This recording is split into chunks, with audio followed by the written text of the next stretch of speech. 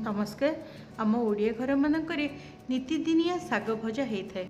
केवल जे साग भजा से नुह केतबेले राई तो केतबेले साग मुग तो से अन्य जिनस कर वर्तमान जो समय देखिए लोकों घरे से बाड़ी रे हो बा कुंड मानक हो कखारु बा बोईतालु गछ भर्ती हो जाए। किछि किछि गछ आपे आपे उठी थाए तो कहीं कहीं मंजी लगे कि बोईतालु गछ करिथांते। बोईतालु गछ एमिति गोटे गछ यार प्रत्येकटा जिनस आम ओडिया घरे व्यवहार करा जाए। से फूलरू आरंभ करिकी पत्र डंक एमती सबकिछि आमे साग करिकी खाई थाउ। पत्र रे पिठौ करू तापरे बोईतालु हो गले तो से बोईतालु बा कखारु को मध्य बहुत जिनस व्यवहार करा जाए।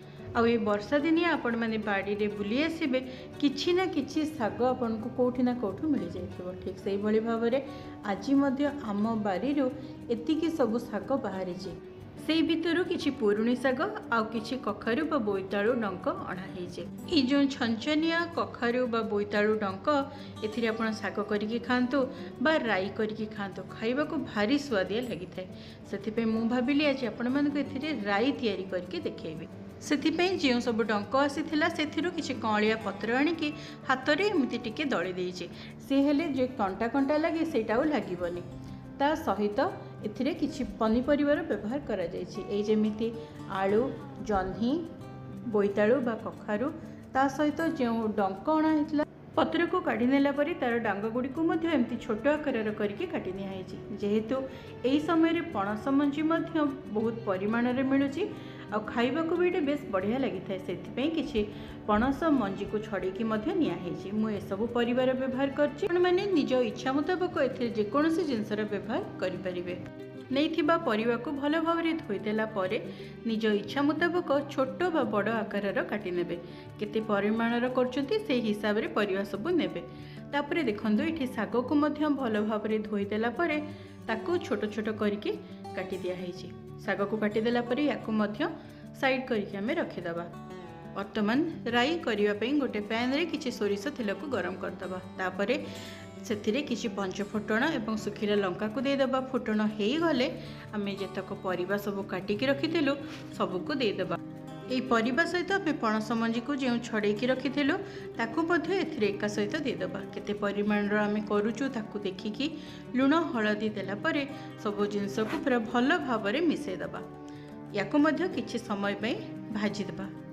बेसी नुह 2 ରୁ 3 मिनिट पई अधिक आंचरे रखिकी याको किछि समय पई भाजी नबा। एटा हल्का भाजी हे आसिले एठी देखंतु मु गोटे टमाटो को छोट छोट काटिकी एवं एथिरे बेसर बा राई को दे दीची। साधारणतः हम जेमिति सोरिष जीरा लंका अदा बा रसुण देकी बाटी थाओ ठीक सेही भली भाव में बाटी नेइचे। पुणी अवसरे सब जिनस को भल भाव में मिसई दबा। याको मध्य आउ किछि समय पे भाजी नबा। बेसी समय भाजीबानी, बेसी भाजिले कालीटा पिता लागिबो। ए भलिया चुलीर आंच को अधिक रखिकी याको किछि समय भाजी देला परे एथिरे पाखापाखि मु गोटे कप हब पानी को दे देली। जेहेतु पणस मंजी दिया हेछि ताको भी सिझिबा को टिके समय लागिबो। सेथिपई सब जिनस को भल भाव में मिसई देला परे जेतेबेले पानी रे फुट आसीबो सेतेबेले आमे चुलीर आंच को अल्प करिकी याको घोड़े दबा जेमिति एटा टिके सिझि जिवो बा हल्का पानी एथिरो सुखी जिवो।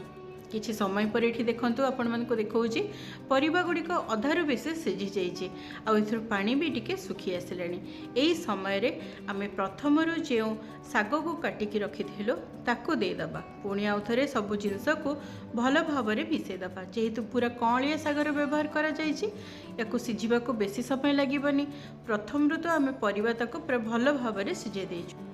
एथिरे जेतिकी पानी अछि सुखिला भितरे आम साग मध्य पूरा भल भाव में सिझी जिवो। केही केही पनीपरिबा को साग सहित प्रथमरु सिझे दियंती तापरे छुंक दियंती। केही केही एमिति भाजिकी करिला परे पुणी आउ थरे छुंक दियंती। तेणु आपण माने केमिति पसंद करती से हिसाब रे निज इच्छा अनुसार ए राई को करि परिबे। शेषरे मु एथिरे बड़ीर व्यवहार करिनी। आपण माने चाहिले किछि भजा बड़ी को दे परिबे नहले राई हेई गला परे शेषरे आपण माने किछि नडिया कोरा दे परिबे। नहले बेसर बाटिबा समय रे नडिया को देकी मध्य बाटिले ए राईटा खाइबा को बहुत बढ़िया लगी थाए। से जहाँ भी हो ए सज तोला बा छनछनिया कखारु बा बोईतालु डंक को आपण जेमिति भी करंतु एटा खाइबा को बहुत स्वादिया लगी थाए। खाली भजा करंतु साग मुग करंतु बा एमिति राई करंतु ଯାହା ବି କଲେ ଏଇଟା ଖାଇବାକୁ ଭାରି ସୁଆଦିଆ ଲାଗିଥାଏ।